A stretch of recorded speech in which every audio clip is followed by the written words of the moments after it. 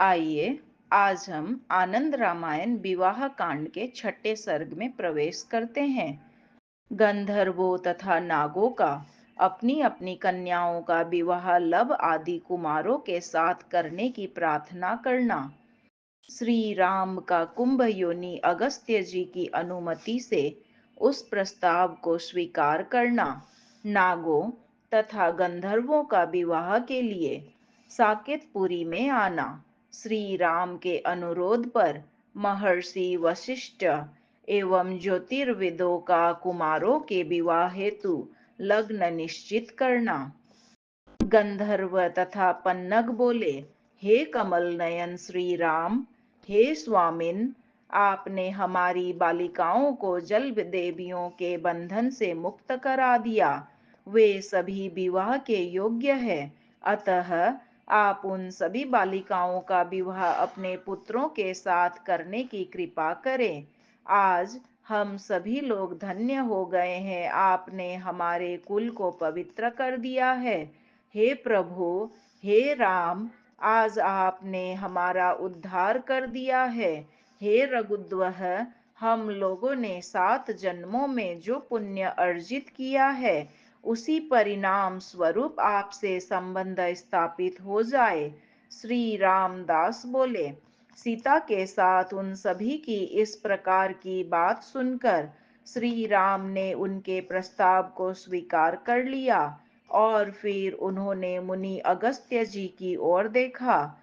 तब कुंभ योनि मुनि अगस्त्य जी श्री राम से कहने लगे, हे राम, भविष्य में जब आप अपने धाम वैकुंठ लोक को पधारेंगे, तब कुमुद की बहन कुमुदत्ती कुश की पत्नी होगी। और हे रघुद्वह, राजा भूरी कीर्ति की कन्या चंपिका से कुश को पुत्र संतान की प्राप्ति नहीं होगी।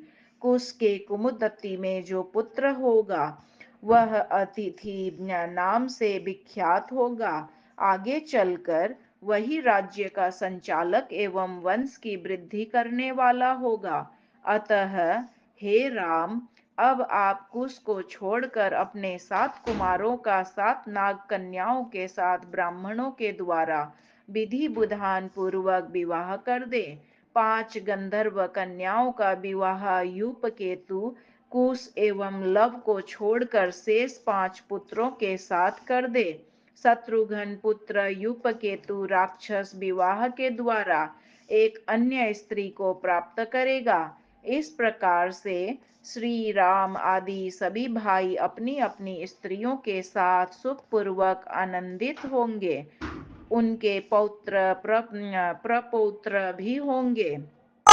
प्रपौत्रों को देखकर आप सभी अयोध्या निवासियों एवं सीता सहित अपने धाम वैकुंठ को पधारेंगे। मुनि अगस्त्य जी की इस प्रकार के वचनों को सुनकर उन्होंने उन्हें यथावत स्वीकार किया। तदंतर उन्होंने गंधर्वों तथा पन्नगों से उनकी कन्याओं के नाम पूछे। इस पर उस सरोवर के तट पर गंधर्वों ने अपनी 5 कन्याओं के नाम श्री राम को क्रमशः इस प्रकार बतलाए। पहला चंद्रिका, दूसरी चंद्रवदना यानी कि चंद्रास्या, तीसरी चंचला, चौथी चपला तथा 5वीं अचला। कन्याओं का नाम सुनकर श्री राम ने उन कन्याओं की ओर देखा। इसी प्रकार उन नागों ने भी अपनी 7 कन्याओं के नाम इस प्रकार बतलाए। कंजान्ना, कंजन नेत्रा, कंजाक्षी, कंजाघ्री, कलावती, कालिका, कमला तथा मालती। श्री राम ने उन सभी का पुष्पक विमान में आरोहण कराया और फिर रात्रि में सभी इष्ट मित्रों के साथ वे शयन करने लगे। दूसरे दिन प्रभात काल में उठकर श्री राम ने यथाविधि स्नान आदि संपन्न करके अग्निहोत्र संपन्न किया और फिर वे उन गंधर्वों तथा नागों से बोले, हम सभी लोग मृत्यु लोक के निवासी हैं। अतः इन सभी के साथ विवाह के लिए रसाताल में आना संभव नहीं है और न गंधर्व लोक जाना संभव है। आप लोग हमारे मित्र हैं, अतः मेरे शुभ वचन को सुने। इस समय आप सभी अपनी-अपनी स्त्रियों तथा अपने मित्रजनों को साथ लेकर अपने-अपने लोक को प्रस्थान करें।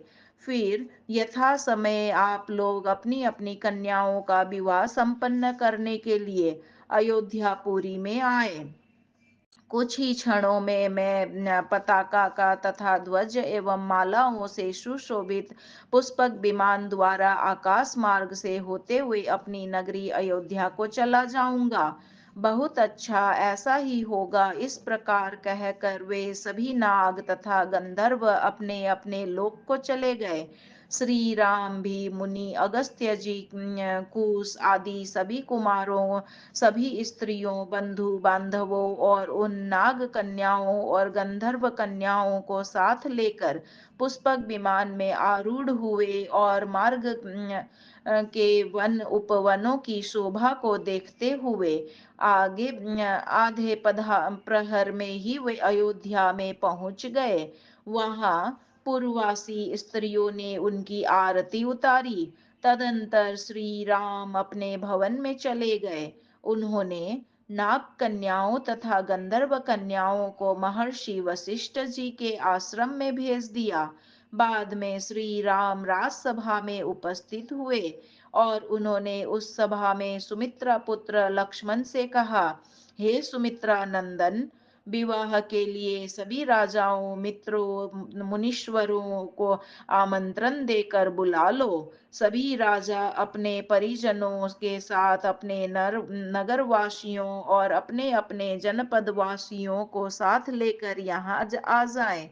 इस अयोध्या नगरी को भली भांति अलंकरणों आदि से सुसज्जित कर दो। नगर की 7 परिखाओं को भी स्वच्छ करवा दो। अयोध्या के सभी भवनों में सफेदी करवा कर उनका शोधन करवा दो। महलों को चारों ओर से अनेक प्रकार की रंग बिरंगी चित्रकारी से अलंकृत कर दो। अयोध्या नगरी में जितने भी देवालय हैं, उन सभी को चूने आदि से स्वच्छ एवं सुशोभित कर दो। उनमें भी सुंदर चित्रकारी करा दो और सभी मंदिरों में पृथक पृथक रूप से भोग नैवेद्य आदि की सामग्री स्थापित करा दो।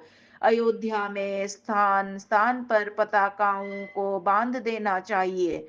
जगह जगह ध्वजाएं फहरा देनी चाहिए और चारों ओर तोरण बांध देने चाहिए। यज्ञ की वेदियां स्वर्ण से निर्मित होनी चाहिए। स्थान स्थान पर मंडपों का निर्माण होना चाहिए। हजारों हाथियों, घोड़ों तथा पालकियों का श्रृंगार कर देना चाहिए। गंधर्वों तथा नागों के लिए अलग निवास गृह बनाकर उन्हें सभी प्रकार की सामग्रियों तथा नूतन वस्त्रों और अन्न आदि से परिपूर्ण कर देना चाहिए। हे लक्ष्मण, अन्य भी यथा योग्य जो जो भी सामग्री व्यवस्था आदि तुम्हारी समझ में आ जाए, भले ही वह मेरे द्वारा न कही गई हो, उसे तुम भली भांति संपन्न कर दो। श्री राम जी की इस प्रकार की आज्ञा सुनकर लक्ष्मण ने तथास्तु कहकर वह सब पूर्ण किया, जो जो श्री राम जी ने उनसे कहा था। तदंतर गंधर्वराज तथा सातों पन्नगों ने अपने अपने मित्रजनों एवं अंततः पुर निवासियों के साथ प्रसन्नता पूर्वक शीघ्र ही अयोध्या के लिए प्रस्थान किया।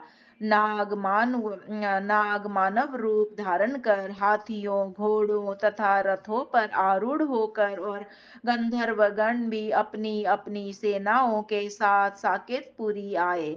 गंधर्वों तथा नागों को आया हुआ जानकर श्री राम अपने आसन से उठ खड़े हुए और विविध प्रकार के वाद्यों की ध्वनि के साथ उन सभी को अपनी पुरी में ले आए और उन्हें बड़े बड़े सुंदर भवनों में ठहराया। एक दिन की बात है, उन सभी के साथ श्री राम अपनी राजसभा में सुखपूर्वक बैठे हुए थे। उस समय श्री राम ने अपने पुरोहित श्री वशिष्ठ जी तथा ज्योतिर्विदों को सभा में बुलाया। और उन्होंने एक ही वर्ष के भीतर उन सभी कुमारों के विवाह के लिए अत्यंत शुभ मुहूर्तों का विचार करने के लिए उनसे कहा। तदंतर ज्योतिर्विदों ने विचार करके अत्यंत शुभ तथा सुखदायी मुहूर्त को बताते हुए कहा, एक पक्ष बीतने के अनंतर वैशाख मास में दो सुखदायी मुहूर्त है। इसी प्रकार एक पक्ष के अनंतर ज्येष्ठ मास में भी दो शुभ मुहूर्त है। ऐसे ही दो दो मुहूर्त मार्गशीर्ष में, तीन मुहूर्त माघ में और तीन मुहूर्त फागुन मास में है। इस प्रकार उन 12 कन्याओं, 7 नाग कन्या तथा 5 गंधर्व कन्या के साथ विवाह का लग्न निश्चित किया गया। ज्योतिर्विंदो तथा गुरु वशिष्ठ जी ने श्री राम के समक्ष ही श्री राम पुत्र लव तथा लक्ष्मण पुत्र अंगद का विवाह वैशाख मास वाले लग्नों में निश्चित किया। लक्ष्मण के दूसरे पुत्र चित्रकेतु तथा भरत के ज्येष्ठ पुत्र पुष्कर का विवाह ज्येष्ठ मास के दो मुहूर्तों में निश्चित किया। इसी प्रकार भरत के कनिष्ठ पुत्र तक्ष और शत्रुघ्न के पुत्र सुबाहु का विवाह मार्गशीर्ष मास में निश्चित किया। शत्रुघ्न के दूसरे पुत्र युपकेतु, लक्ष्मण पुत्र अंगद तथा लक्ष्मण के दूसरे पुत्र चित्रकेतु, इन तीनों का विवाह माघ मास के 3 लग्नों में निश्चित किया। ऐसे ही भरत के पहले पुत्र पुष्कर, दूसरे पुत्र तक्ष और शत्रुघ्न पुत्र सुबाहु का विवाह फागुन मास के 3 लग्नों में गणकों ने निश्चित किया। इस प्रकार से 12 कन्याओं के विवाह की तिथि निश्चित हो गई। श्री राम ने ज्योतिर्बिंदु के मुख से विवाह के लग्नों का श्रवण करके उन सभी दैवज्ञों की यथाविधि पूजा संपन्न की। सर्ग 6 यहाँ संपूर्ण हुआ। सियावर रामचंद्र की जय, पवन सुत हनुमान की जय। श्रीमन्नारायण नारायण नारायण, बोलो हरि नारायण नारायण नारायण। मेरे नारायण नारायण नारायण, आपके नारायण नारायण नारायण, इनके नारायण नारायण नारायण, हम सबके नारायण नारायण नारायण।